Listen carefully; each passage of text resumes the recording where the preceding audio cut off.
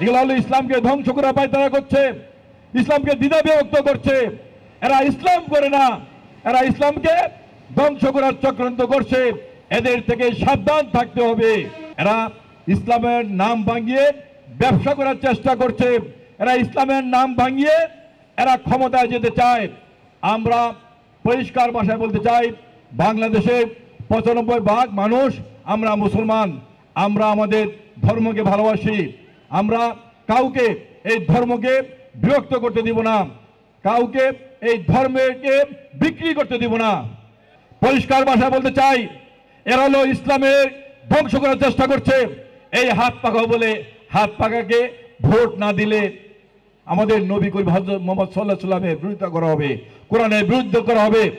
এই হাসপাতাল নেতারা বলেন হাত পাকাকে এবং দাড়িওয়ালাকে বিরুদ্ধে যারা ভোট দিবে তারা কাফের।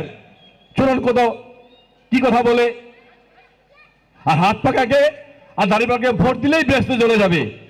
এসব ধর্ম নিয়ে যারা ব্যবসা করেন তাদেরকে এবার উচিত শিক্ষা দিতে হবে। আমরা পরিষ্কার ভাষায় বলতে চাই, আমাদের সৃষ্টিকর্তা আল্লাহ তাআলার নির্দেশ আমরা মানব, আর আমাদের নবী হযরত মুহাম্মদ সাল্লাল্লাহু আলাইহি ওয়াসাল্লামকে অনুসরণ করব। এর বাইরে যারা যত ইচ্ছাবাজি করুক না কেন, তারা হলো তাদের নিজের স্বার্থ কথা বলেন। এই স্বার্থপরদের, এই ইসলামিক বিরোধী যারা বক্তব্য দিচ্ছেন, তাদেরকে ইসলাম নিয়ে যারা ব্যবসা করছেন, ইসলামকে যারা দ্বিধা বিভক্ত করতে চায়, ইসলামী ঐক্যকে যারা বিনষ্ট করতে চায়, তাদেরকে আমরা এদেশ থেকে বিতাড়িত করবই করবো ইনশাআল্লাহ।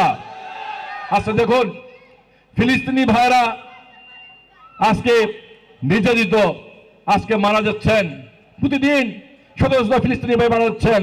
ভারতে আমাদের অনেক মুসলমান ভাইরা মারা যাচ্ছেন, চীনে আমাদের অনেক মুসলমান ভাইরা মারা যাচ্ছেন।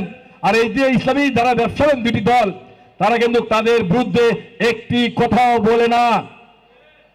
কারণ কি?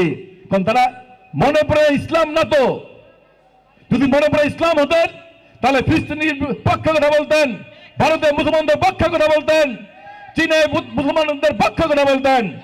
প্রিয় সাথী বন্ধুরা,